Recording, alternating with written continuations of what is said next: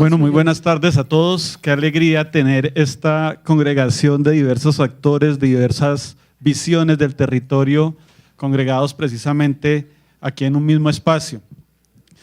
Viendo aquí la conferencia precisamente que nos hacía el profesor Renzo sobre los impactos ambientales y aprovechando que aquí tenemos diferentes socios de lo que es Región Central, los secretarios de Ambiente precisamente de nuestros departamentos socios, pues la primera pregunta que como que uno se ve obligado a hacerles es precisamente desde la institución que ustedes representan, pues con estos impactos que ya han visto no solo del tema minero, sino el tema agrícola, del tema de hidrocarburos, ¿hacia dónde debería concentrar esfuerzos las secretarías de Ambiente con una premisa que el profesor precisamente Rudas nos comentaba y que nos pintaba como un panorama un poco oscuro frente a ¿y dónde está la plata? ¿Sí? Cuando uno empieza a comparar, por ejemplo, es odioso comparar, pero aquí hay que hacerlo. Cuando uno empieza a comparar las carteras financieras en el presupuesto nacional, por ejemplo, la cartera, la cenicienta siempre del presupuesto nacional termina siendo el tema ambiental o a veces el tema cultural también. El Ministerio de Cultura aquí me diría, a nosotros también nos da muy duro en eso, ¿sí? Cuando uno ve, por ejemplo, las comparaciones, una comparación muy rápida para hacerla, ¿cuánto gana hoy en día? Aquí está el director todavía de Cortolima, por ejemplo, un egresado recién salido de la universidad en una corporación, no pasa de 2 millones de pesos. Pero compare usted cuánto gana un recién egresado en hidrocarburos, en la Agencia Nacional de Hidrocarburos. Para eso vean, por ejemplo, los concursos que está haciendo la Comisión Nacional del Servicio Civil. 7,5 millones. 7,5 millones. Vea esas comparaciones, esas inequidades. Otro ejercicio, tan solo el presupuesto anual con el que se paga la parte de funcionamiento de vigilancia, aseo del Hotel Club del Nogal, con ese presupuesto usted financiaría 2 años el presupuesto que recibe Parques Nacionales Naturales de Colombia. ¿Sí? Son unas inequidades grandiosas. Esas inequidades obviamente ustedes las afrontan también en sus secretarías. Viendo precisamente esos elementos de juicio,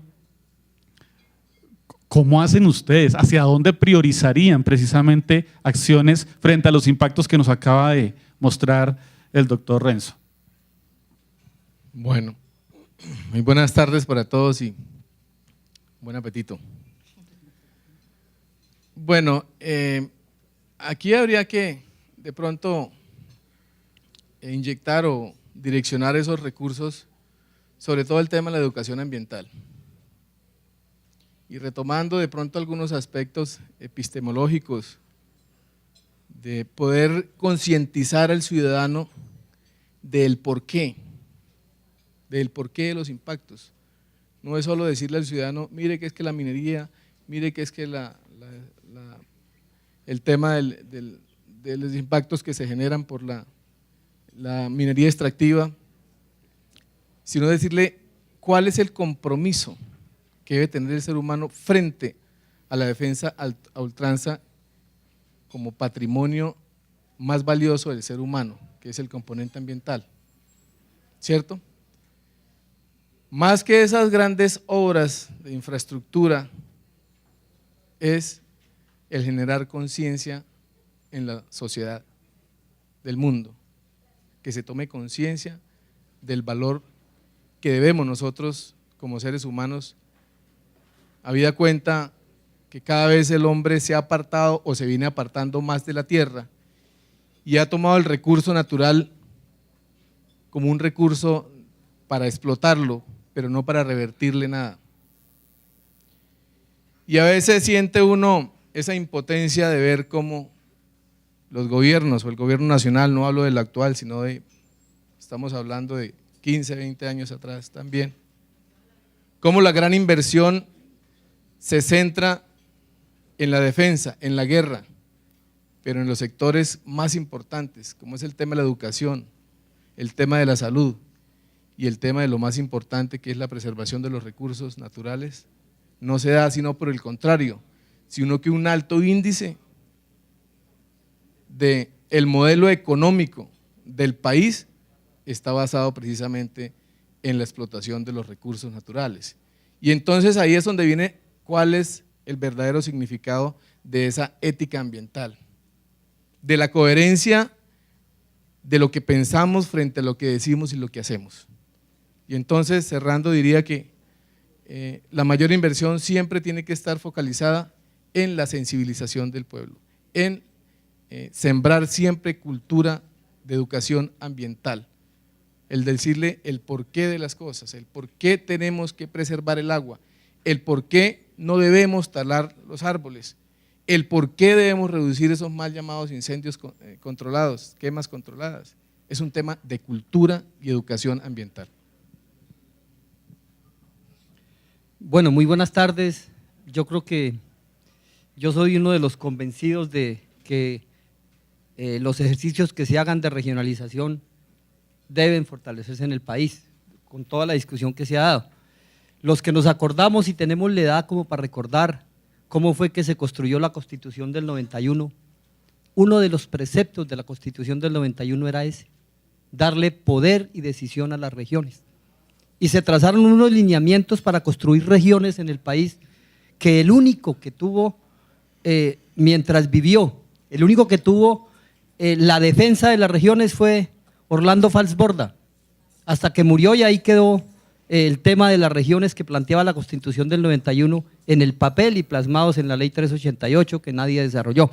Hasta ahora que algún iluminado, no sé quién sería, en su concepción primaria se le ocurrió por construir una región que va a ser la región que va a tener la tarea de demostrar que si el país se regionaliza va a tener muchísimo más desarrollo, y eso son discusiones que hay que hacer más profundas.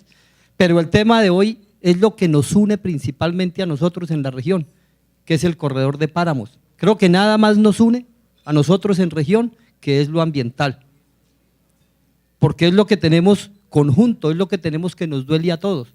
Y yo pienso que un trabajo que hay que hacer fuerte, doctor Carlos, es visualizarnos como región, no como 5 entes territoriales diferentes, sino como región.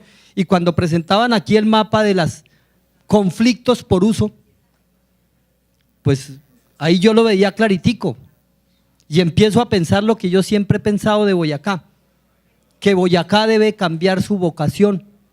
Boyacá no es ni una región minera ni es una región agrícola. Boyacá es una región oferente de servicios ambientales. Y entonces, si tenemos una región bien planificada, esa es la vocación que debe tener Boyacá, oferente de servicios ambientales. Y entonces Casanare está, entonces el Meta, o entonces Tolima, o entonces otras regiones se convierten en productoras de otros servicios, pero para nosotros es el servicio ambiental. Pero si ustedes se dan cuenta, ese conflicto que se presenta, el 99.9% de las zonas de páramo de Boyacá están tituladas. Y entonces nuestro esfuerzo, ¿a qué debe estar? Nuestro esfuerzo debe estar encaminado a cómo lograr, perdónenme los señores mineros, ¿no?, y el término lo voy a utilizar, a ponerle el paro a la rueda para que no se siga desarrollando la minería. Y yo pienso que un instrumento que en este momento puede servirnos, por lo menos legalmente para hacerlo, es la delimitación de las zonas de páramo.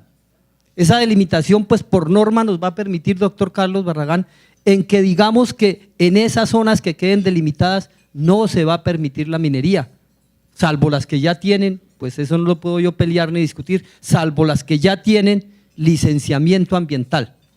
Las que tienen título minero no van a poder explotarse porque no van a tener licencia ambiental, pero las que ya tienen licencia ambiental van a poder seguir. Entonces nuestro esfuerzo lo estamos encaminando, digamos, en Boyacá, y yo creo que la siguiente administración tiene que encaminarse a seguir avanzando en de una u otra forma, digamos, lo que estamos haciendo con el Instituto von Humboldt, con las corporaciones autónomas y con el Ministerio de Ambiente, de limitar o seguir en el avance de la limitación de nuestras zonas de páramo. Lógicamente eso debe ir acompañado de otros instrumentos. Nosotros estamos construyendo o ya tenemos construidos 4 instrumentos. El primero que tenemos es el instrumento del Plan Decenal Departamental de Educación Ambiental. El doctor Wilches estuvo participando en el lanzamiento de ese plan en el foro ambiental hace unos 2 meses en Boyacá. Ese es un instrumento que nos va a quedar para que la nueva administración lo adopte. El segundo instrumento es el Sistema Departamental de Áreas Protegidas, por lo menos dejando la claridad que dejaba el subdirector de Cortolima. Dejamos por lo menos el instrumento y hay que empezar a gestionar los recursos para implementarlo. El tercer instrumento que dejamos es el Plan Integral de Cambio Climático del Departamento de Boyacá, que ya lo terminamos, tenemos la primera versión, se va a llevar a la Asamblea Departamental para que se convierta en instrumento. Y de ahí, de esos instrumentos de planeación, nos deben salir las inversiones, hacia dónde debe el Departamento de Boyacá seguir ampliando su acción frente a la conservación de las zonas de páramo. Desde la perspectiva de Bogotá, o más específicamente, desde el gobierno de Bogotá Humana, yo creo que hay 3 elementos pues, para la discusión que de alguna manera se han planteado hoy en la mañana y que tienen que ver con, frente a los temas ambientales, por una parte, con el tema del conocimiento, y un tema de conocimiento específicamente, diría, frente a los efectos del cambio climático. Bogotá y Cundinamarca tienen un ejercicio muy interesante, que es el Plan Regional Integral de Cambio Climático, que es un ejercicio que muestra una serie de escenarios hacia los próximos 100 años sobre los impactos que van a existir, sobre todo en términos del agua y en términos de los impactos también específicos en ecosistemas y en áreas protegidas y en zonas tan vulnerables como los páramos, pero requerimos mayor profundización de conocimiento frente al tema. Si hablamos de retos específicos desde la parte ambiental, nos falta profundizar en conocimiento. Esta mañana señalábamos el tema del estudio regional del agua, conocer, digamos, el comportamiento de nuestros acuíferos, conocer también específicamente cómo se establecen esas relaciones entre diversos mecanismos de conectividad entre esos parches que tenemos en esos mapas desconectados por minería. Ese primer aspecto es importante, diría yo, sobre todo frente a una discusión que cada vez convoca más a los gobiernos territoriales y regionales, y es esa discusión frente al tema del cambio climático, que no es una discusión de encopetados diplomáticos que o establecen acuerdos vinculantes muy fuertes que nadie cumple, o establecen acuerdos que no dicen nada para que todos los cumplan. Es un tema territorial y un tema de decisiones particulares frente al tema. ¿Cuáles son los impactos específicos relacionados en el tema de páramo? ¿Cuál es la pérdida, digamos, de capacidad hídrica? ¿Cuáles son los impactos frente al tema de huella hídrica que podemos tener? Por ejemplo, en el caso de Bogotá. Bogotá toma el 83% de su agua del páramo de Chingaza, que es una cuenca, como lo señalaba el profesor Gustavo Wilches esta mañana, que es una cuenca de otro departamento, de otra región, que drena hacia los llanos orientales. Y eso tiene unos impactos fundamentales también importantes en conocer frente a los mecanismos de población, movilización, infraestructura y todos estos elementos que no conocemos cuáles son los impactos. La RAPE puede ser esa plataforma en términos ambientales, en aspectos de conocimiento que puedan permitirnos de alguna manera contar con mayor información para la toma de decisiones. Un segundo elemento tiene que ver con el tema de la gestión o la acción, podríamos decir, y la acción en los páramos. No es solo la discusión, y digamos la radiografía está hecha desde esta mañana. 49% de los páramos del mundo están en Colombia, el 50% de esos páramos en esta región, es decir, el 25% de los páramos del mundo están aquí. Y el páramo, como lo señalaba el profesor Ernest Gould en ese libro, en esa edición conmemorativa tan bella que sacó el Jardín Botánico de ese texto de 1985, 30 años después, hace más o menos un mes, es un tema que preocupa cada vez más frente a las acciones que vamos a tener. Decía el profesor Ernest Gould hace 30 años que no quería soñar en esa pesadilla de autopistas que atravesaran estos ecosistemas, o grandes autopistas, diríamos ahorita, de tercera o cuarta generación, que ya se están moviendo también, que creo que eso es también lo que nos falta un poco en el mapa, esa conectividad vial y de movilidad entre diferentes proyectos de intereses generales que esconden intereses específicos y particulares. ¿Cuál es ese impacto que tenemos y cuáles acciones podemos plantear específicamente? Bogotá tomó una decisión también en este gobierno y es de destinar 95.000 millones de pesos de las regalías de ese reparto y ese botín que se entregó a todo el territorio nacional para invertirlo directamente en la región. Y es insuficiente, es insuficiente. Los cálculos y los ejercicios que hemos hecho frente a escenarios de cambio climático es que necesitamos por lo menos en la RAPE al menos unos 6 proyectos de esos en los próximos 20 años, para la protección, para la conexión, para la conectividad, para el trabajo con campesinos, para los diferentes mecanismos y formas. La misión de ruralidad lo acaba de señalar, lo que le llega al nivel rural y a los temas ambientales es paupérrimo y es mínimo. Y en ese aspecto, la acción específica sobre páramos y dejar de estar echando tanta carreta y globos frente al tema es algo concreto. Y el tercer elemento fundamental que creo que tiene que ver un poco con la política ambiental desde Bogotá es la participación. Yo creo que la gobernanza ambiental, más allá de discutir si tenemos muy buenos planes o muy buenos mecanismos o muy buenos programas de desarrollo que, como lo decía alguien esta mañana, pues se plantean en el papel y muchas veces no se cumplen, o porque no se decide, o porque no dejan decidir, tiene que ver realmente con empoderar un poco las comunidades y empezar a establecer. Venimos ahorita, el próximo año, en un panorama de la revisión del 83% de los planes de ordenamiento territorial en Colombia. ¿Y esos planes de ordenamiento territorial qué van a hacer? ¿Unos planes de ordenamiento territorial simplemente para decidir los proyectos de interés nacional o para realmente establecer proyectos de seguridad territorial y ambiental, que es un poco lo que necesitamos en esta región? Si es que lo que pensamos es que esta plataforma RAPE sea un mecanismo para promover y profundizar un poco más la democracia y descentralizar o desconcentrar el modelo de desarrollo. Bueno, pues aquí hemos visto educación, sensibilización, participación como elementos indicadores. Pero hay algo que pasa, no digamos solo a nivel ambiental, sino a nivel institucional y más con los cambios de periodo de gobierno, y es el que no podemos hacer que escale la misma idea de un periodo a otro. Pareciera que a veces aquí cuando llega un nuevo alcalde, un nuevo gobernador, como que hace borrón y cuenta nueva. Y en temas ambientales eso sí que perjudica. Pues no solamente el tema de presupuesto, como ya lo hemos anotado, sino que pues borrón y cuenta nueva es como empecemos otra vez a ver qué vamos a plantear. Uno diría, ¿cuál debería ser el camino para que eso no pase ahorita en estos nuevos planes de desarrollo que se están planteando, en la que más del 85% de los planes de ordenamiento territorial municipal se tienen que reestructurar, ¿sí? Entonces, ese es un reto más, digamos, que trasciende la parte institucional, pero que debemos empezar a enfrentarlo. Y además de que logremos superarlo, pues ¿a qué le apuntarían conociendo precisamente la gestión que ha podido desarrollar cada uno desde sus carteras? ¿Sí? Si quieres empezamos acá, bueno, desde Bogotá. Yo arranco y pues planes de ordenamiento territorial. Nosotros tenemos, por supuesto, la experiencia de haber hecho una modificación excepcional de un plan de ordenamiento territorial que incluía en Bogotá por primera vez con concertación con autoridad ambiental una perspectiva de ordenación del territorio alrededor de los espacios del agua, adaptada al cambio climático y con elementos específicos de gestión de riesgo. Este tema pues da la tristeza de que llega a un consejo de una ciudad, se debate un mes, si es que en un mes se puede debatir una propuesta que se lleva construyendo 4 años, simplemente para tirarla a la basura. Pero eso demuestra también, en el caso particular de Bogotá, un problema que ha existido fundamentalmente en esos instrumentos de planeación y en esa legitimidad que puedan existir.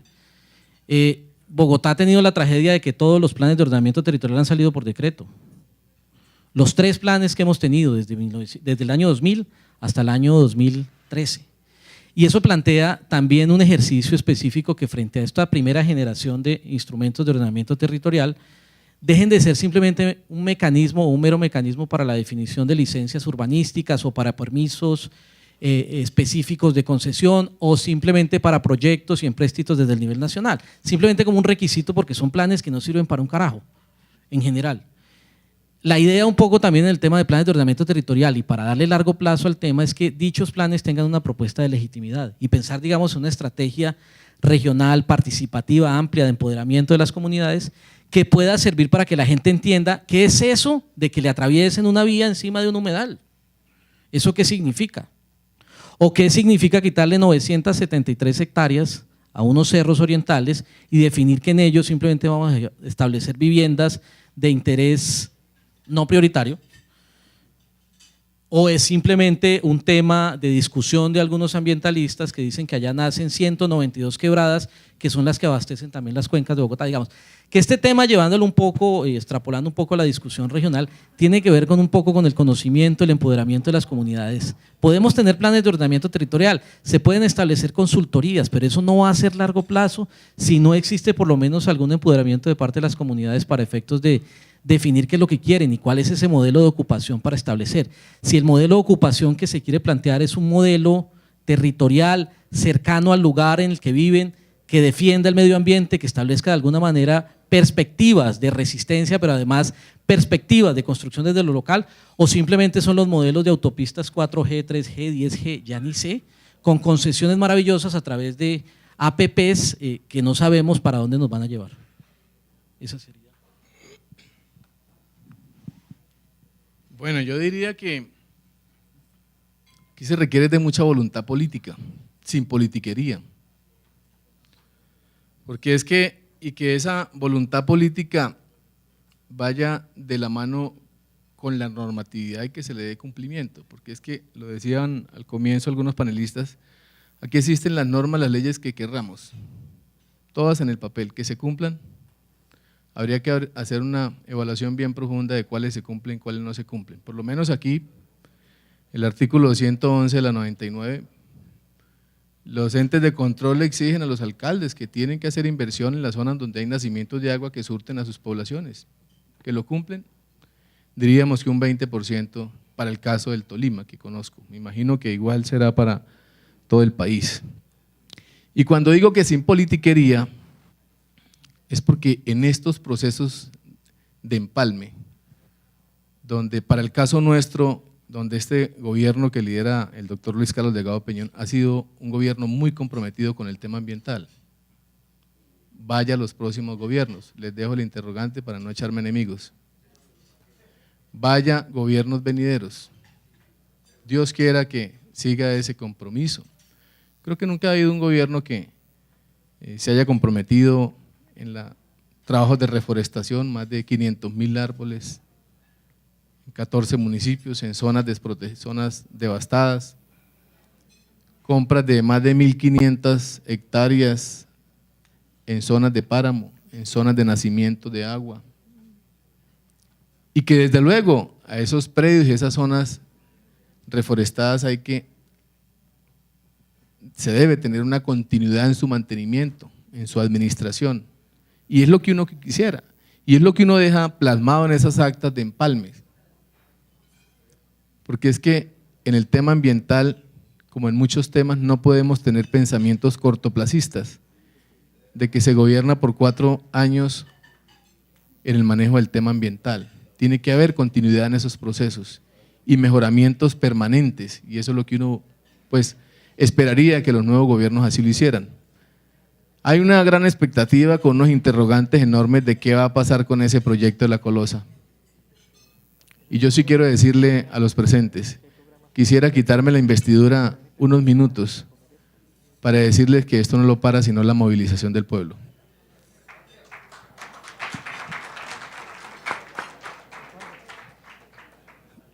Bueno, pues básicamente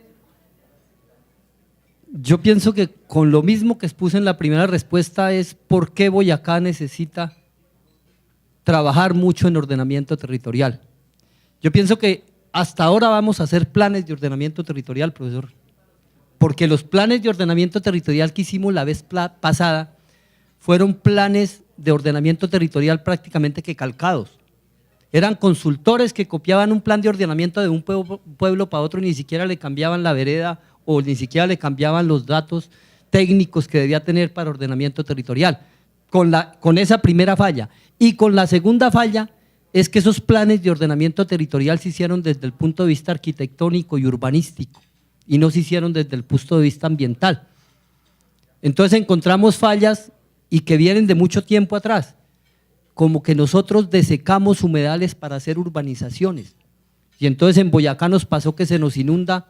Los que conocen Boyacá, los que conocen Tunja, verán que Tunja cada que medio llueve en la zona de Motavita, que es la zona alta, se inunda Tunja, con una ventaja, que Tunja se inunda la zona rica, no se le inunda a los pobres como en todo lado. Se inunda son las zonas ricas de los barrios Mesopotamia, del barrio Las Quintas, que son los estratos 6 y 6,5. Y entonces ahí sí se preocuparon, porque si hubieran sido las zonas pobres y marginadas, no se habían preocupado. Entonces se dieron cuenta que esa zona era el primer descansadero del río Chicamocha. El río Chicamocha nace en Motavita, recorre como 5 o 6 kilómetros y descansaba en ese valle de Tunja donde lo urbanizaron. Pues el río vuelve a su casa. Entonces decíamos, el río se nos metió a la casa y decía el doctor Chau, no, el río no se metió a la casa, nosotros nos metimos a la casa del río. Entonces hicimos males planes de ordenamiento territorial. Y lo mismo pasa en el sector agropecuario. Nosotros desecamos, quienes conozcan Boyacá, se nos inundó la vez pasada en el 2011 todo el valle del Alto Chicamocha. Y el valle del Alto Chicamocha, pues precisamente era otro humedal. Y lo desecamos, duramos 40 años haciendo drenajes para desecar el río Chicamocha, para secar ese humedal, para poner un distrito de riegos posteriores, pasar a una zona productiva.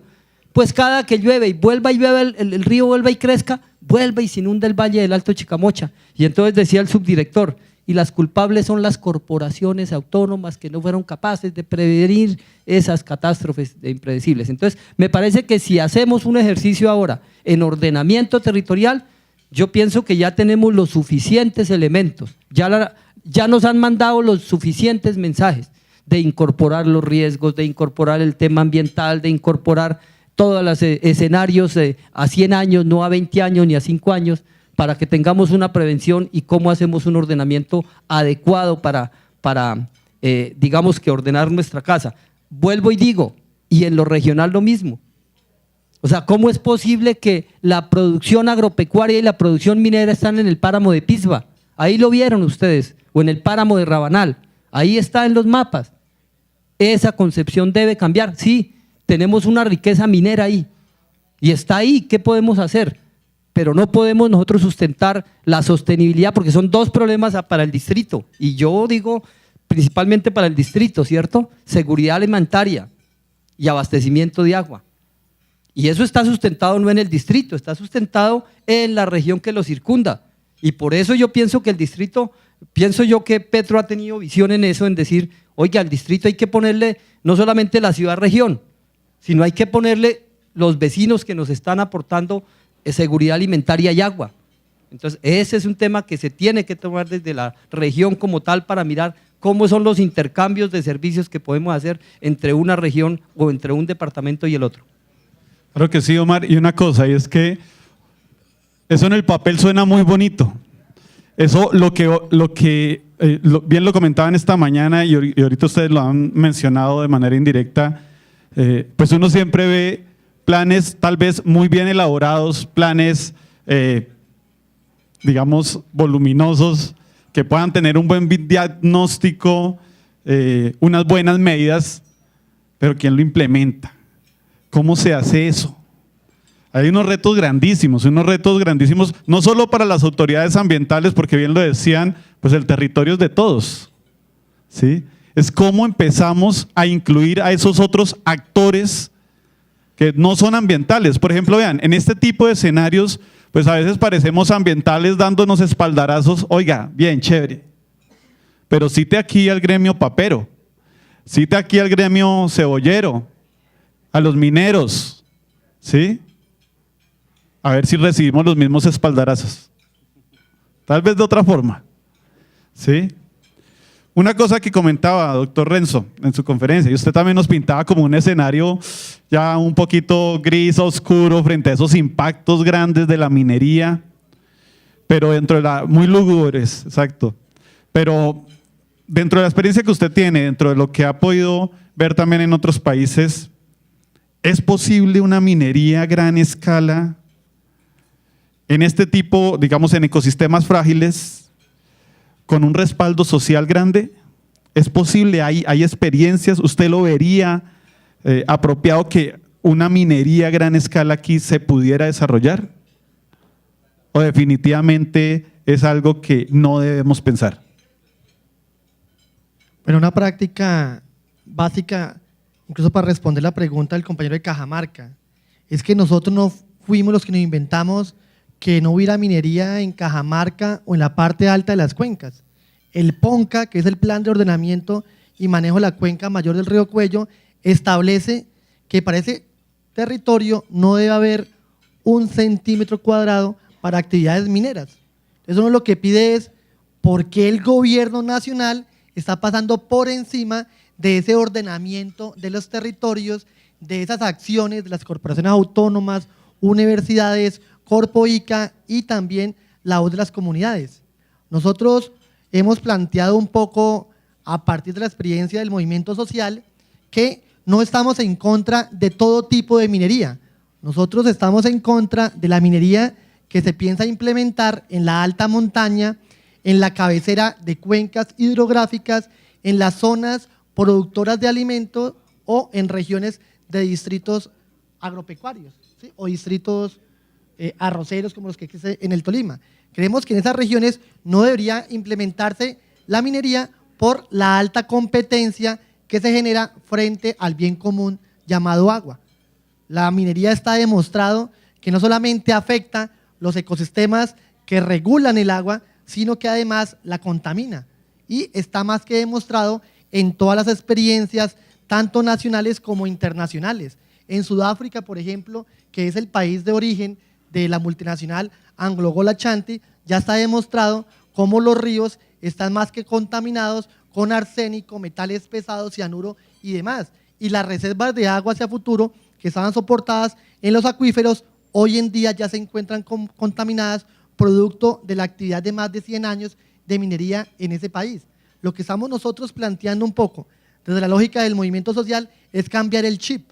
No podemos seguir creyendo el cuento que la minería es la que nos va a sacar del atraso en que nos encontramos. Nosotros hemos dicho que hay mucha mayor riqueza sobre la superficie, sobre nuestro suelo, un poco representada en la diversidad cultural y natural, en nuestras fuentes hídricas, en nuestros paisajes y demás. Entonces creo que un poco hay que ampliar el horizonte y la discusión y mirar cómo se pueden implementar otros sistemas productivos que nos den la posibilidad de resolver problemáticas sociales, de problemas de analfabetismo, atraso, pobreza y demás, pero con otra lógica. Y ahí un poco resumo un aprendizaje que nos planteó el maestro Mario Mejía. Hay que aprender a superar la pobreza no con la lógica economicista, sino a través del crecimiento ético, intelectual y espiritual de las gentes. Nos toca aprender a ver las cosas de otra manera. Y nos toca empezar a cacarear también lo bueno que estamos haciendo en materia ambiental. Y en ese caso sí es invitar, pues obviamente, a todas las autoridades ambientales, a los secretarios de ambiente, que aquí les voy a preguntar, si ustedes, yo sé que han hecho muchas cosas exitosas cada uno en sus territorios, pero si tuvieran que seleccionar uno de esos proyectos exitosos que consideren vale la pena escalar a nivel regional, ¿cuál sería? ¿Y por qué? ¿Sí? ¿Cuál debería ser esa escala regional? Bueno, básicamente yo pienso que zona de páramo. Nosotros tuvimos una experiencia supremamente exitosa en el año 2007, 2008 y 2009, que fue la red de familias guardapáramos. Es cómo incluíamos a las familias en la conservación de zona de páramos y alcanzamos a llegar a hacer una cosa que nosotros llamamos pactos socioambientales. Entonces, cómo con las familias podríamos hacer planificación finca a finca y cada familia se comprometía a hacer conservación y restauración de unas zonas que le correspondían en ese pacto socioambiental. Y a través de ese pacto socioambiental, digamos que el Estado en cualquiera de sus formas hacía unas inversiones que no eran ni pago por servicios ambientales ni eran incentivos directos, era el desarrollo de proyectos productivos. Entonces hacíamos proyectos productivos que no fueran, digamos que no fueran dañinos para las zonas de páramo o para el bosque. Entonces, por decir algo, nosotros sacamos un producto que se llamaba la miel de páramo. Y la miel de páramo era miel producida por las familias que estaban haciendo conservación en la zona de páramo, por esa red de familias guardapáramos. Y estábamos construyendo una red de consumidores solidarios en las ciudades. Entonces, como hacían los palmitos del Cauca, vendían los palmitos del Cauca, mire, esto lo está produciendo familias que están erradicando coca en Colombia. Entonces nosotros les decíamos a los pseudoambientalistas que están en la ciudad, Si ustedes quieren ayudar a la conservación de un páramo, pues ayúdenle a comercializar y a comprar esta miel a 50 familias que están produciendo esta miel en el páramo. Creo que fue un proyecto exitoso, es un proyecto que tuvo el reconocimiento de la Procuraduría y de la Contraloría General de la Nación en su informe, y creo que es un proyecto que demuestra, a pesar de que hoy no está funcionando, es un proyecto que demuestra que con la participación de las comunidades es más eficiente y más productivo hacer conservación.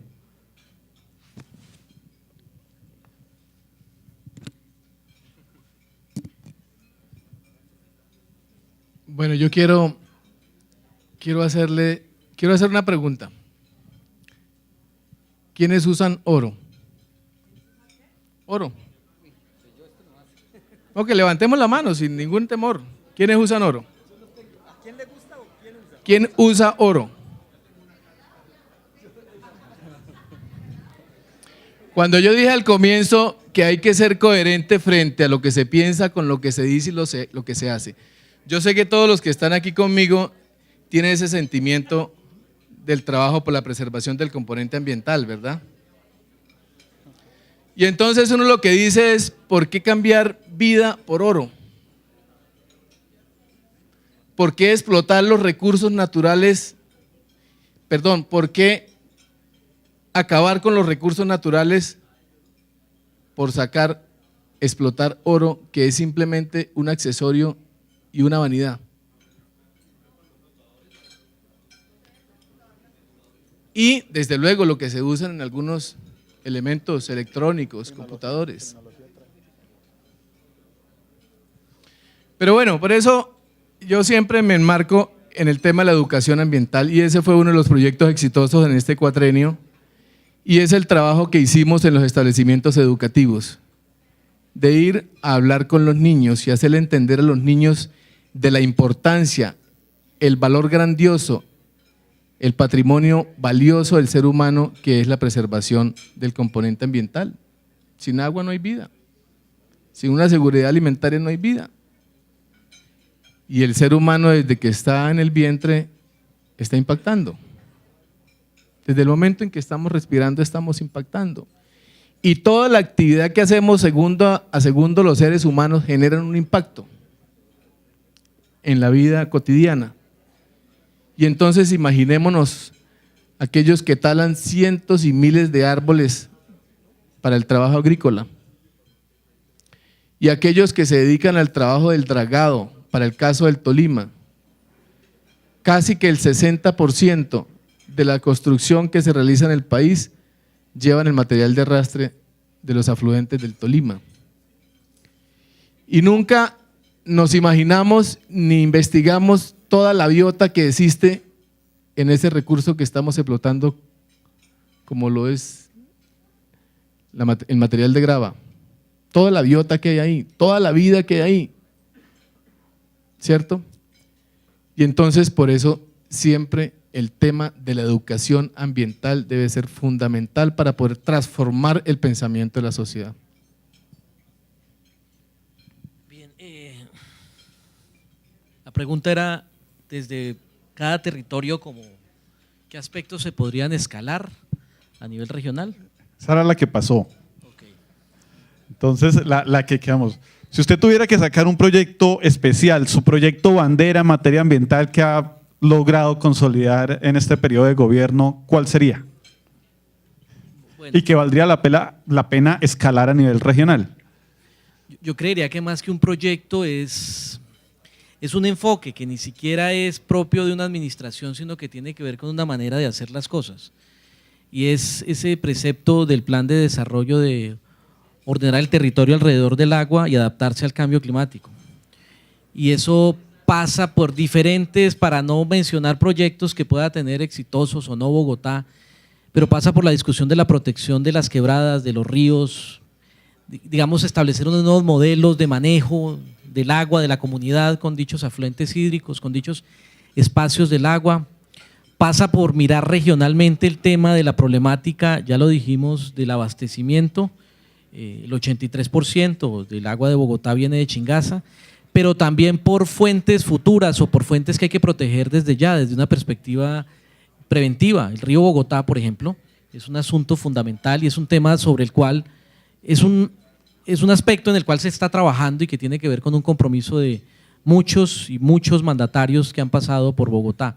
Pero digamos que la perspectiva del ordenamiento alrededor del agua, de los espacios del agua y la adaptación al cambio climático también pasa por entender en escala regional cuáles son los impactos específicos y particulares sobre ciertos ecosistemas, sobre ciertas poblaciones, sobre qué tipo de infraestructura por un asunto que ya nos llegó.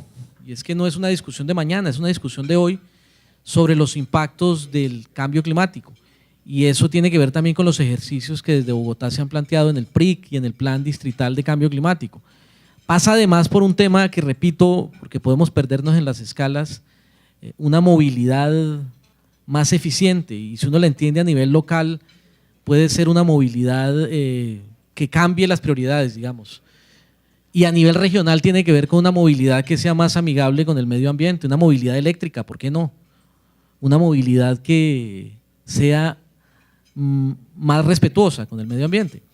Y pasa además por toda una discusión de diferentes aspectos asociados a institucionalidades, gestión de riesgos, que en últimas tienen que ver con toda esa estrategia y ese tema de ordenar la ciudad alrededor de los espacios del agua, en donde la prioridad no sea simplemente tener instrumentos o mecanismos de planeación que respondan a intereses particulares, sino tener instrumentos que respondan a lo básico y elemental que es el territorio. Y ese territorio, como el tocayo lo ha definido también, esa interfase entre la cultura e interfase entre el medio ambiente, es específicamente un asunto de todos que nos convoca y que particularmente tiene que ver con un cambio de prioridades frente al tema del ordenamiento. El agua es el que nos ordena y el que nos define específicamente dónde está un lugar de cada cosa y cada cosa en su lugar.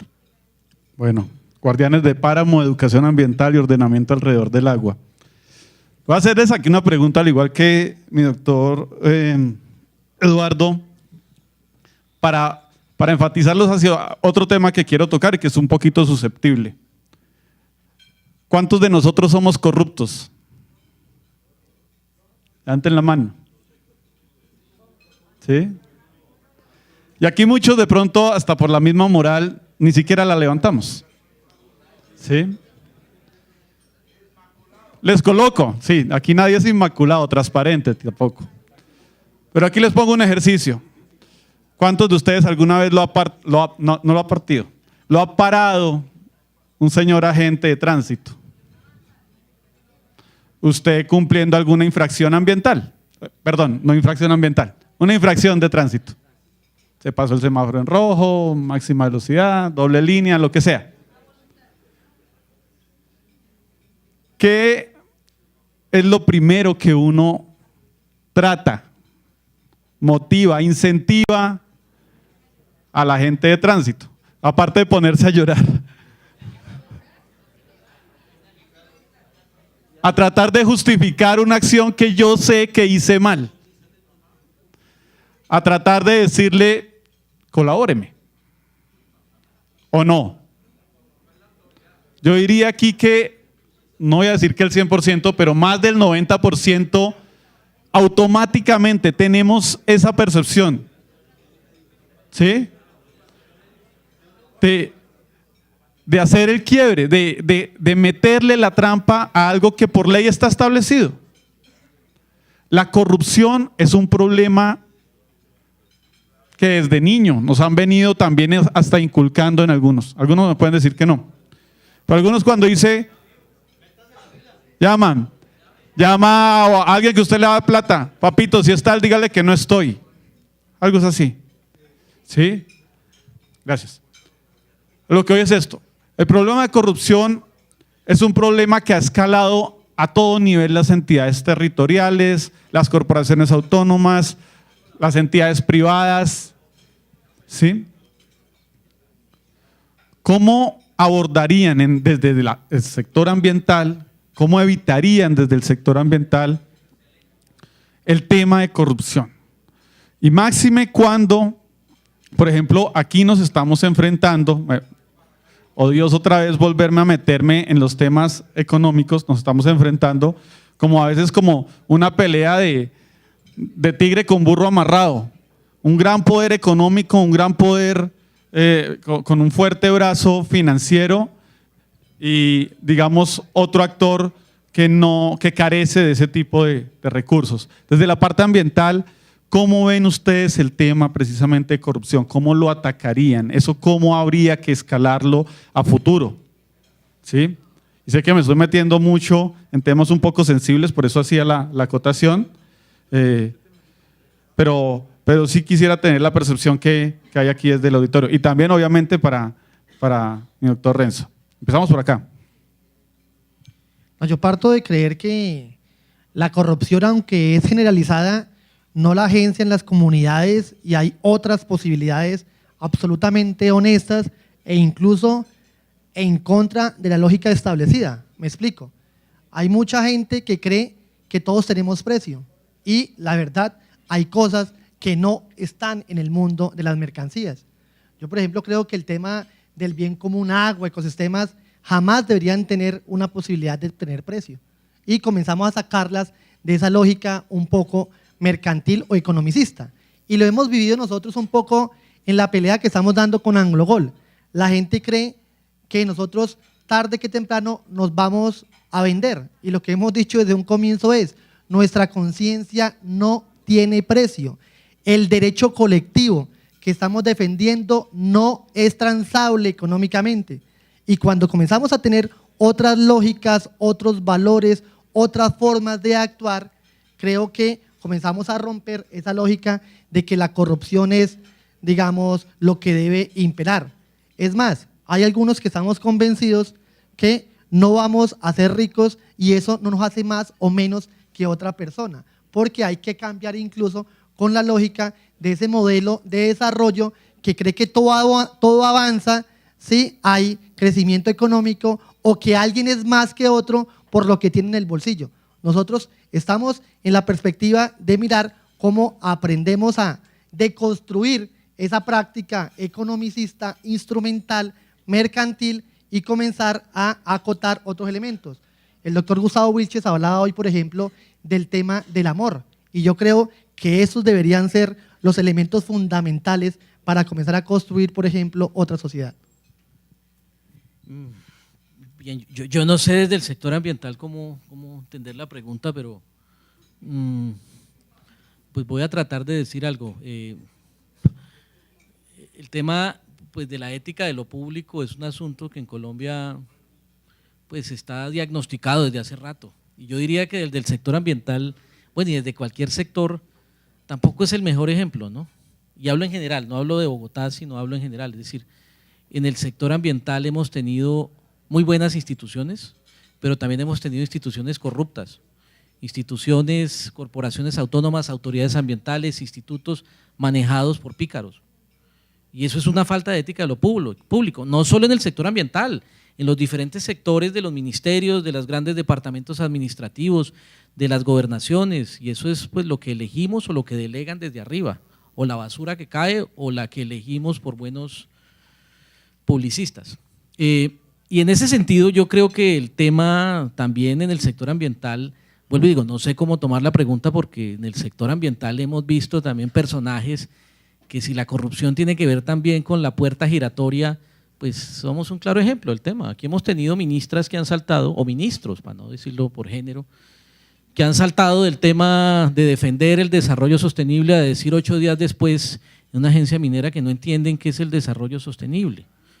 Entonces, pues ese es un tema más bien de ética de lo público. Yo creo que no es solo un asunto ambiental, sino también de la condición específica de colombianos y de cómo entendemos un poco lo público en ocasiones como el trampolín de salto para llegar de pronto a alguna multinacional o algunos temas. No sé si con eso respondí algo. La pregunta es muy compleja y desde luego que es una, diríamos, teoría de sentipensar, ¿no? De pensar lo que se siente. Y sé que como Renzo, que ha liderado grandes procesos y que inclusive antes de estar a donde estoy, a uno le hacen muchas propuestas. Y lo que uno debe considerar es que también uno de los patrimonios más valiosos del ser humano, la honestidad y la transparencia, donde usted pueda sentarse en cualquier parte y lo señalen de pronto por feíto o gordito, pero que no le digan se compra fácilmente. Y en todos estos procesos que hemos liderado, no solo en la vida pública, sino en la vida personal, uno encuentra muchas cartas sobre la mesa con grandes propuestas económicas para hacer cambiar el pensamiento. Por eso hablo del sentipensar. Y entonces,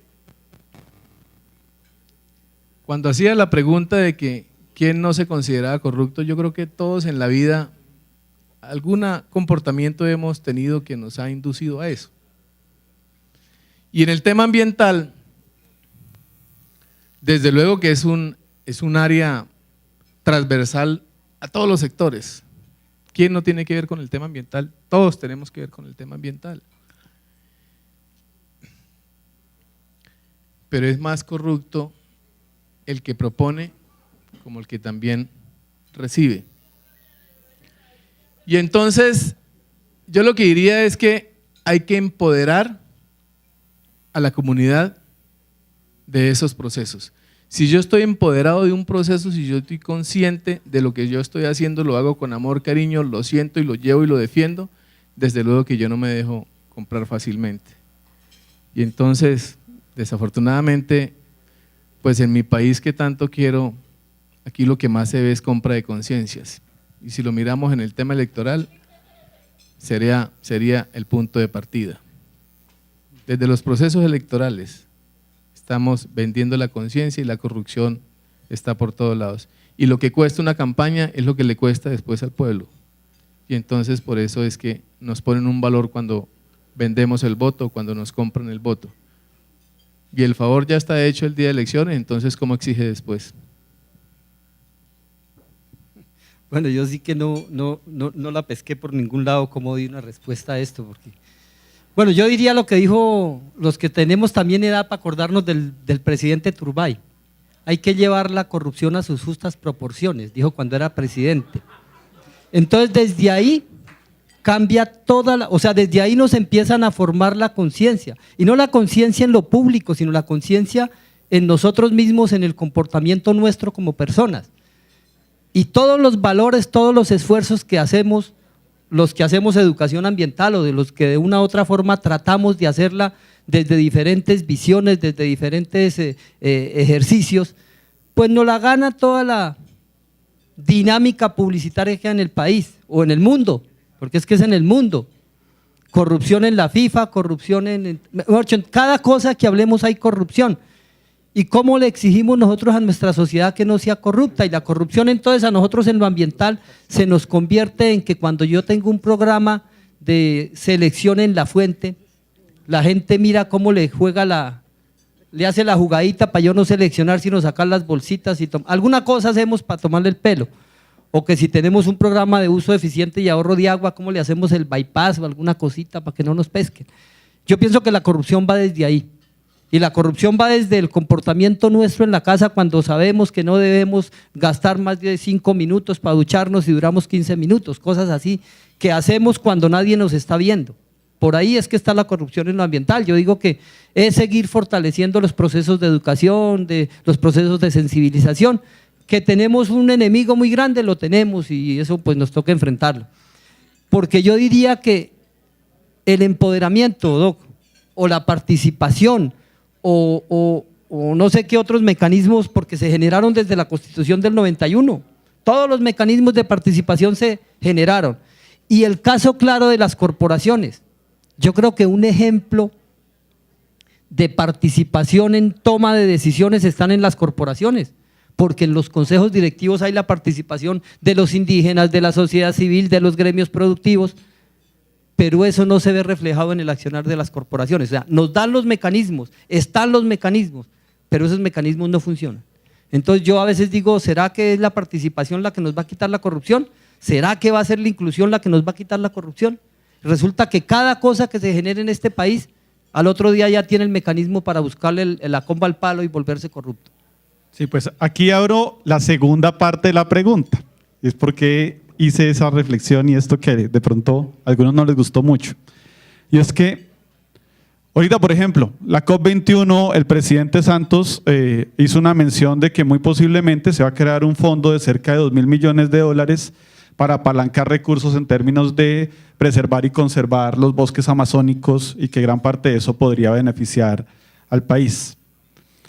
A la larga, parte de esos recursos posiblemente entrarán, digamos, a las arcas de las corporaciones, de las autoridades ambientales o bien de las gobernaciones como tal. ¿Están preparadas las gobernaciones en algún momento para recibir, digamos, recursos interesantes, por ejemplo, para incluir el tema de cambio climático en los planes de desarrollo? ¿Sí están en esa capacidad de administrar esos recursos, de hacerlos como nos lo mencionaban esta mañana, de que lo que se está recogiendo, por ejemplo, para los que están beneficiándose de alguna cuenca o algo, efectivamente eso se vaya a retribuir en los productores de agua, por ejemplo? ¿Sí? ¿Están preparada la administración pública para recibir ese tipo de recursos? Sigues ahí con Omar. Bueno, volvemos a lo mismo, o sea, es que, bueno, yo parto también aquí haciendo una aclaración de lo que decía nuestro compañero. En Colombia ni siquiera hay ideología política.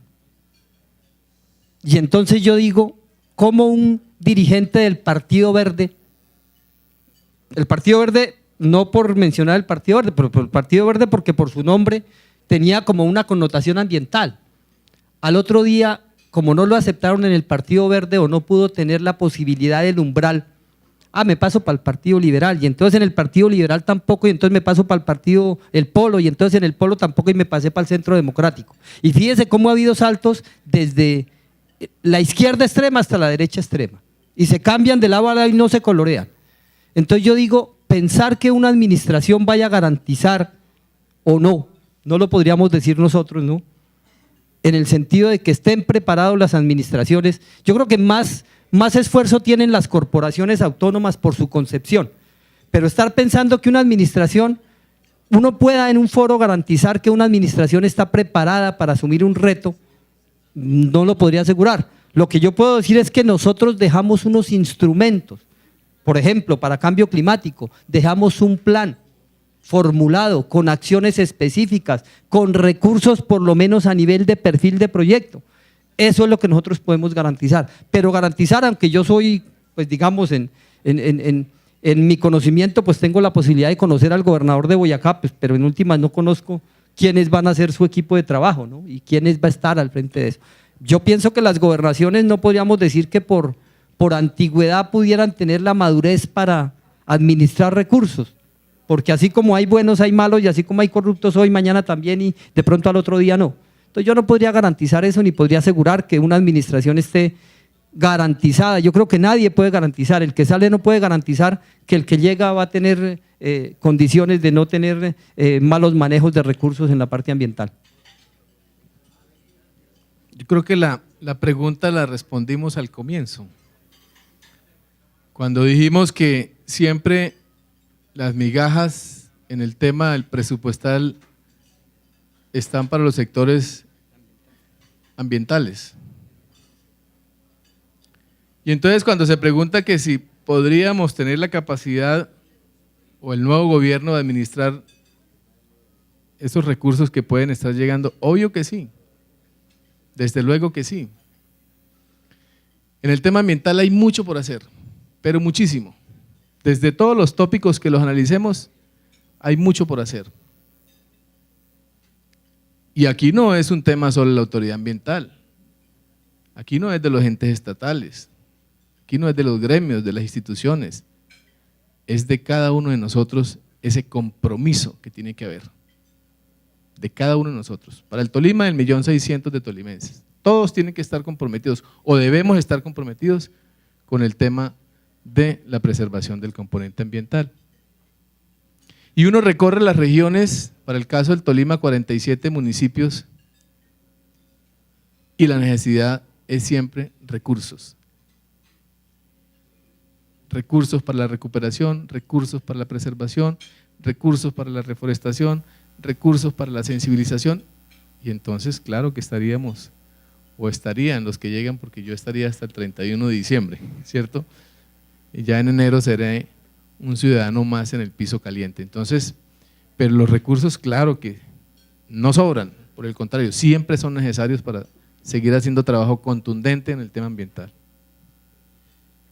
Bien, yo creo que la pregunta, voy a atreverme a cambiarla otra vez, si no es tanto si están preparadas, sino si deben estar preparadas.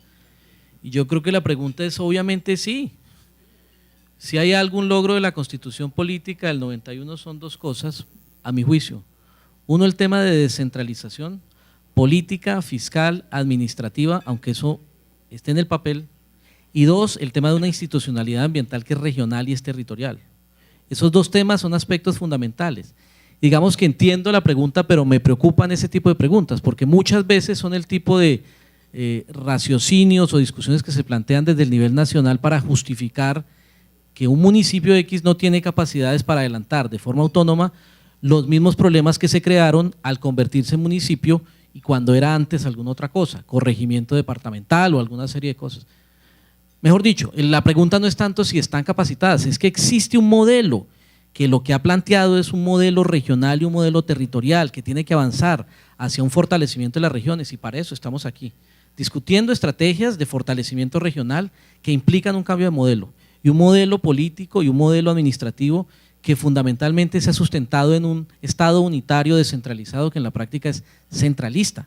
Las discusiones que tenemos hoy en día sobre el tema de capacidades, específicamente frente a territorios como los nuestros, siempre pasan por las discusiones, por ejemplo, de las nuevas modas o los nuevos contratos plan. Y es donde el gobierno nacional me define a mí qué es lo que tengo que hacer, cuáles son mis necesidades y cuáles son mis prioridades.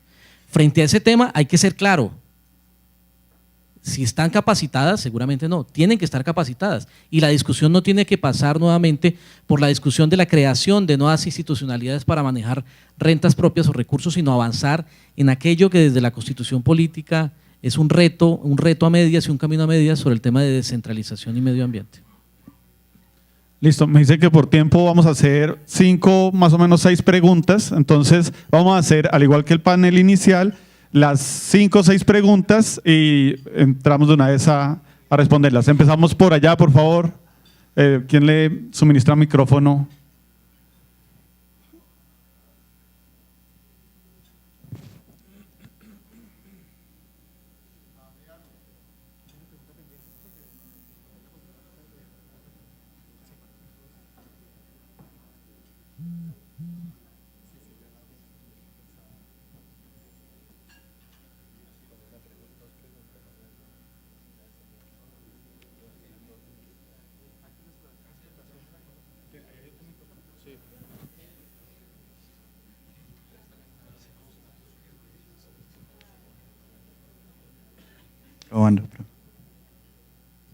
Bueno, José Hernán Oviedo, ICF Regional Tolima, referente de calidad y responsable de una estrategia que se llama Estrategia Permanente de Innovación y Cambio Organizacional, que tiene como eje transversal el eje ambiental.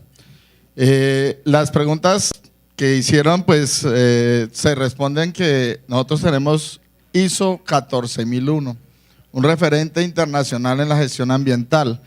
Y eso se basa en las ideas de un señor japonés que se llama Deming, el ciclo de mejoramiento continuo. Ese también debe aplicar a la parte ambiental.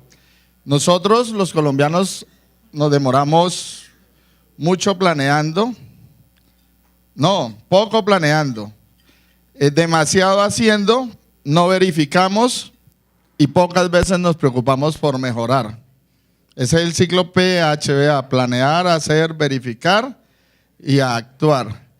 Entonces yo pienso que es cambiando el esquema. Efectivamente el nivel nacional planea muy bien, pero lo hace a corto plazo.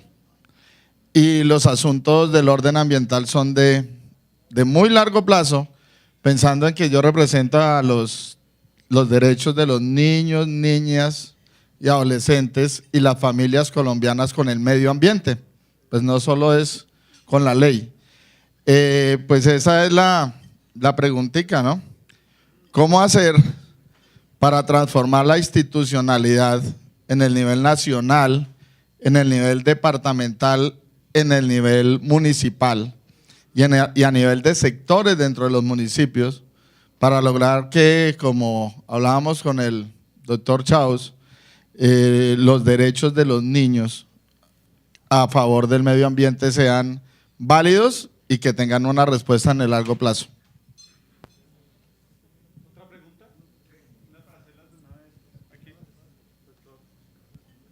Buenas tardes. Mi nombre es Jaime Ramírez, soy ingeniero ambiental. Mi pregunta va dirigida al director de la RAPE. ¿Estará por ahí? No, sí, es la siguiente. ¿Cómo se debe enfrentar la crisis ambiental de los ecosistemas estratégicos con renglones de la producción, como el ecoturismo y el paisajismo?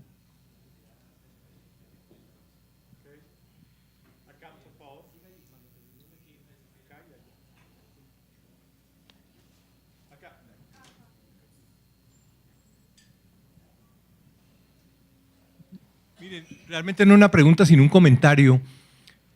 Uno de los grandes honores que me han hecho a mí en la vida ocurre el año pasado. Fue cuando me invitaron aquí a Ibagué, y creo que fue en este mismo hotel, no sé si en este mismo salón, a lo del Encuentro Constitucional por la Tierra. Y yo como abogado siempre sentí reverencia por la Corte Constitucional. Y me sentía tremendamente honrado, y resulta que pocos meses después de eso estalla este escándalo repugnante en donde el presidente de la Corte Constitucional se ve envuelto en unas cosas terribles. Y no pasa un solo día sin que no veamos un enorme escándalo en el sector público o en el sector privado, donde hay una tremenda corrupción. Y entonces alguien me puede decir, ¿usted alguna vez se ha comido un semáforo en rojo? Sí. Entonces, ¿qué habla de la Corte Constitucional si usted es un corrupto? Entonces, yo creo que hay que manejar con mucho cuidado los argumentos, porque si todos somos corruptos, entonces lo que estamos es legitimando a los corruptos de altísimo rango. Ahora, a mí sí me parece que eso es, y mire, no voy a hablar de mí, pero voy a hablar de muchísimos funcionarios y funcionarias públicas que se han pensionado al servicio del Estado y con absoluta seguridad no se han robado un peso. Y de muchísima gente del sector privado que es absolutamente limpia. Entonces, si nosotros dejamos correr la idea de que todos somos corruptos y llegamos a decir como uno de estos contratistas, creo que fueron los Nule, para no quitarle el copyright, que decía que es que la corrupción está en la esencia del ser humano, resulta que le estamos quitando gravedad a la corrupción y estamos volviéndolo simplemente una expresión normal de la condición humana. O sea que a mí me parece que hay que tener muchísimo cuidado con ese tipo de argumentos, porque entonces perdemos la capacidad. Yo he venido trabajando de un tiempo acá, y no es el primer foro público donde lo menciono, en el INPA. El INPA es el índice de malparidez acumulada. Y yo sí creo que, y he propuesto precisamente en universidades que midamos en qué medida estos grandes escándalos del sector público y privado influyen en el pensamiento colectivo. Y por supuesto, se va haciendo carrera eso de, bueno, pero si este tipo se robó, si este tipo es el dueño hoy de unas fincas de donde desplazaron X cantidad de familias campesinas, ¿yo por qué no me puedo robar un celular? Pero yo sí creo que hay que tener muchísimo cuidado, porque si, digamos, si perdemos la capacidad de escándalo frente a eso, y si nos la hacen perder, porque entonces cada vez que yo comente que no está bien que haya un tumbejo, me dicen, pero ¿usted alguna vez ha comprado un CD pirata en un semáforo? ¿Sí? Entonces, ¿qué habla de la Corte Constitucional o qué habla del señor comandante de la policía que hoy está en unos tremendos? Yo simplemente es como un llamado de atención para que manejemos con cuidado ese tipo de reflexiones.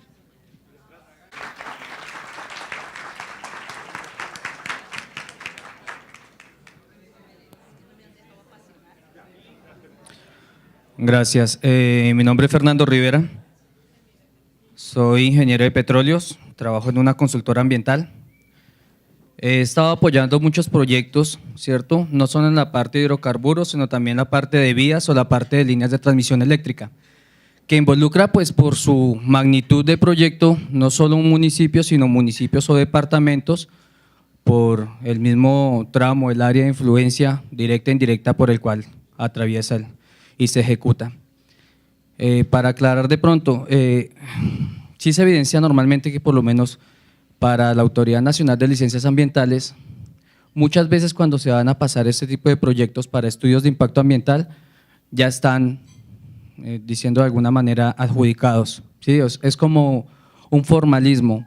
La locomotora que está promoviendo el gobierno actualmente para poder nuevamente suplir todos los ingresos que estaba aportando la industria de hidrocarburos, están obligando a acelerar cada vez más las evaluaciones de dichos estudios.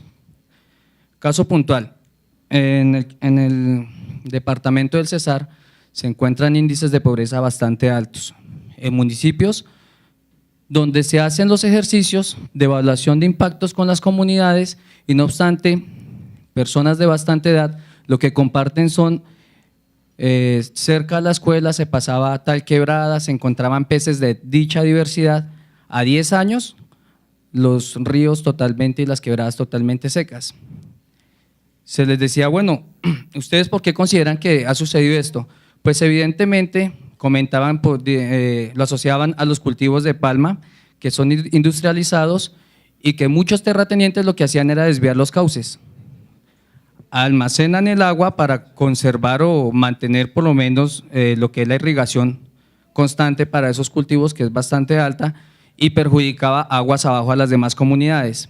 Ellos pasaron, en ese caso para la corporación, pasaron una carta como veedores, que se supone que uno, lo que estaban conversando ahorita, uno como ciudadano es el veedor de todos esos proyectos y de esos procesos, porque lo comentaba el director de la corporación, ellos no pueden estar permanentemente vigilando los proyectos y que estén cumpliendo con los planes de manejo ambiental. No obstante, en esa medida, ellos pasaban las cartas a la corporación buscando que se mostrara una especie de veeduría para asegurar de que para mostrar de que se estaban robando, porque eso no tiene otra palabra, el agua y que los estaba perjudicando a ellos. No obstante, al investigar, pues esos dichos terratenientes venían siendo exsenadores, exgobernadores y esos favores tenían que ser pagos de alguna manera, entonces dilataban los procesos y no le hacían seguimiento. Entonces, ¿en qué medida se puede garantizar que realmente, o a quién se puede escalar como ciudadano, no solo en el caso de las corporaciones, sino a qué ente que realmente pueda darle como una entrada a personas que son del campo y que no tienen realmente mayor conocimiento sobre el tema? Hacemos dos preguntas más allá, la persona del fondo. Allá al fondo,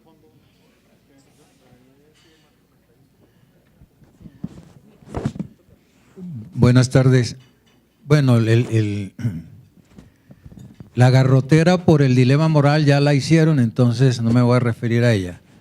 Simplemente quería precisarle algo al señor secretario de Boyacá, en el sentido en que el tema de la regionalización surgió en el 91 fundamentalmente con un enfoque de aprovechamiento de las ventajas comparativas que tenía la asociatividad de los territorios frente a un tema que también es de mucha crítica hoy, que era el tema de la apertura o del mundo globalizado en términos económicos.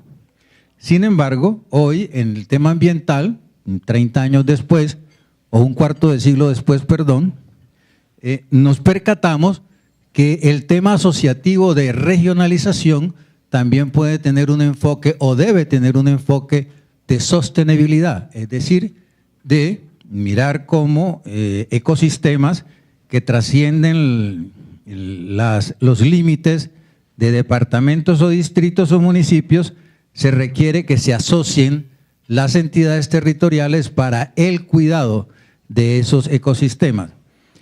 En ese entendido y recogiendo la última pregunta que se hacía sobre si estaban preparadas las entidades territoriales para recibir la mermelada que viene del exterior a propósito de todo el tema del cambio climático, mi pregunta sería a los tres territorios que están presentes es ¿en qué puede ayudar ese territorio a los otros territorios y qué necesita de ayuda ese territorio de los otros territorios en el tema de preservación ambiental?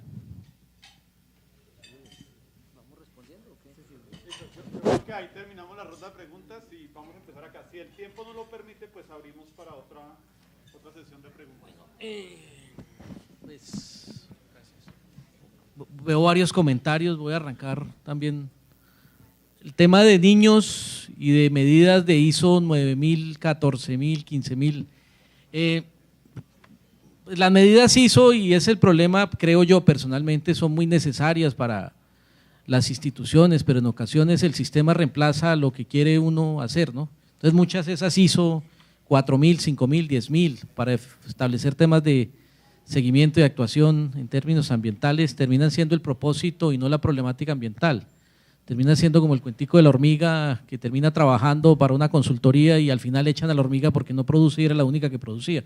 Cuento malísimo que además creo que me lo acabo de tirar totalmente.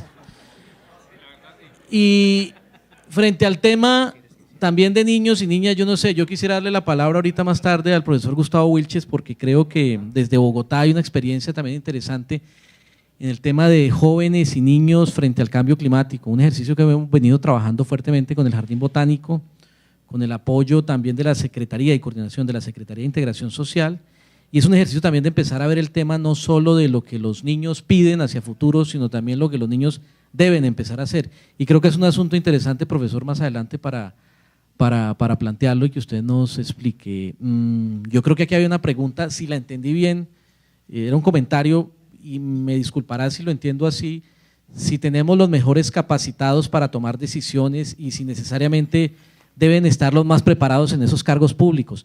Hombre, yo creo que eso hay que mirarlo también en cierta proporción. Es necesario tener los mejores, pero no necesariamente tener los mejores calificados termina siendo buenos gobiernos. O no necesariamente decir que tener buenos gerentes es tener un buen gobierno. Si no cojamos todas las empresas de Coca-Cola o las empresas de textiles y volvamos los alcaldes a ver eso qué define. Yo creo que tiene que ver un tema también de sensibilidad social, que tiene que ver con un asunto político, conocimiento técnico y también manejo de términos administrativos para meterse en cargos públicos y establecer temas. No es solo tener muy buenos técnicos, porque puede que uno tenga muy buenos tecnócratas que simplemente están de espaldas a la realidad social para cumplir índices o indicadores de gestión ambiental que nada dicen.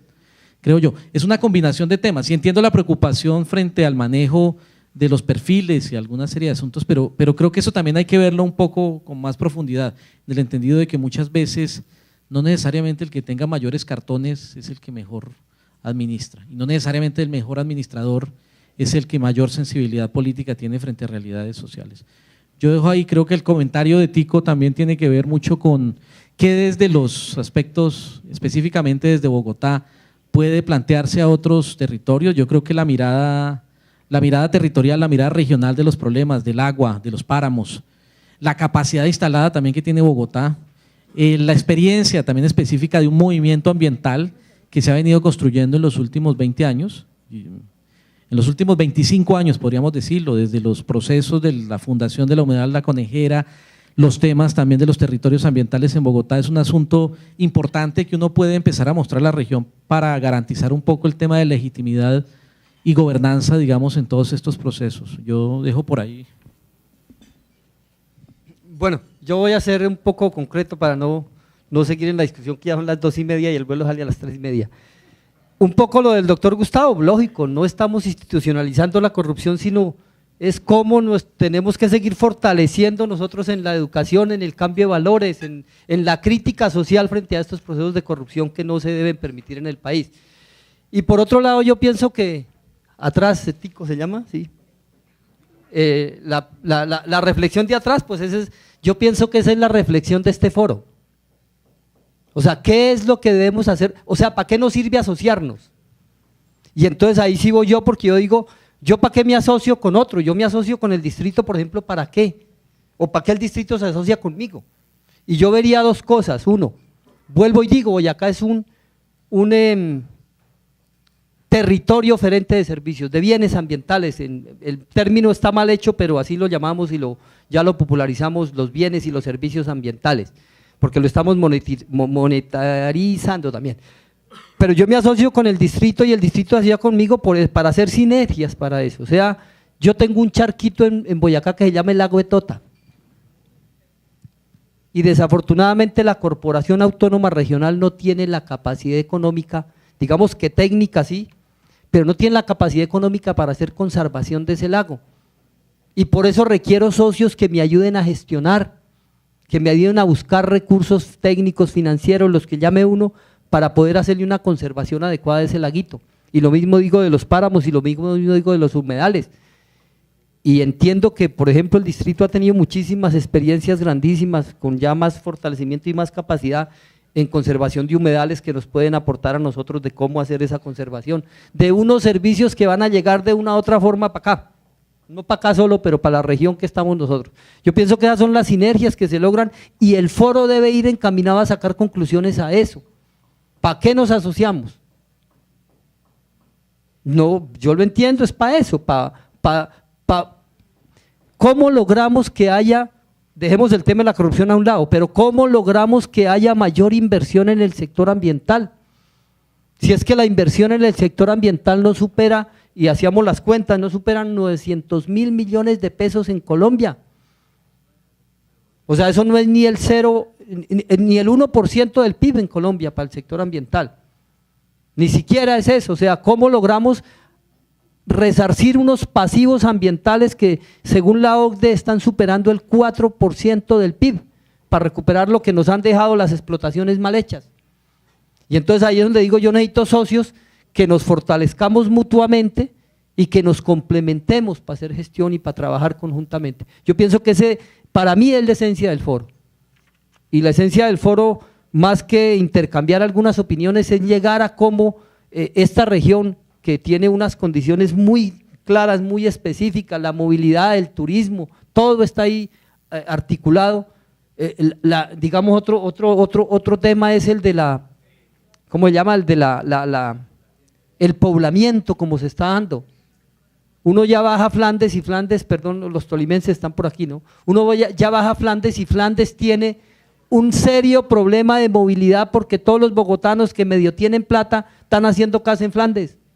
Y entonces ya no pueden bajar porque el trancón es más grande en Flandes que en Soacha.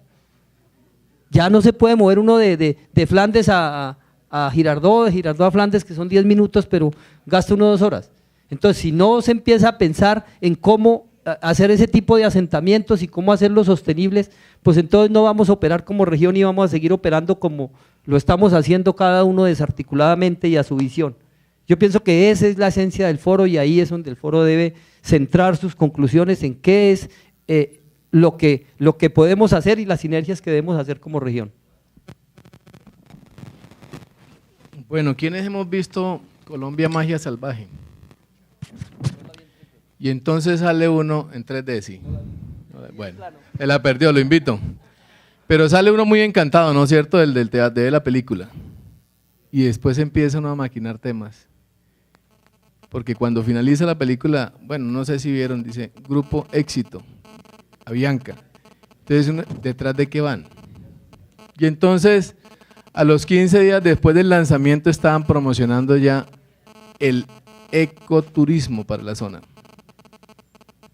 Y entonces alguien comentaba o preguntaba sobre el tema de cómo llevarse con el ecoturismo y el pasajismo. Yo no veo un turista que vaya con una bolsita en la mano a recoger un papel que haya botado cerca de un riachuelo, o que lleve una plantica y decir voy a sembrar en esta zona que puede estar. Entonces esa parte del ecoturismo para mí tiene varios interrogantes, ¿sí? ¿Y quiénes han conocido sobre Banco 2? Banco 2, ¿cierto? Inicialmente se ve una propuesta muy bonita, 30 entidades ahí, inclusive unas megas ahí metidas en el cuento, y uno dice, ¿detrás de qué van? Yo, doctor Carlos Córdoba, yo espero que después de que llegue usted a este evento a Bogotá no le vayan a jalar las orejas. Yo veo una posición de usted como director de la RAPE pues muy centrada frente a quizá el sentimiento que tenemos todos aquí, pero ustedes saben que la RAPE también, pues desde luego, la mayoría de sus recursos vienen del gobierno nacional y el gobierno nacional está encaminado, decíamos al comienzo, en un 60-70% a su modelo económico de la explotación de los recursos naturales. Y entonces, si aquí la RAPE va a defender ese tema, pues muy seguramente le van a decir, doctor Carlos, andemos pasito porque si no, nos vamos a quedar en el camino, ¿cierto?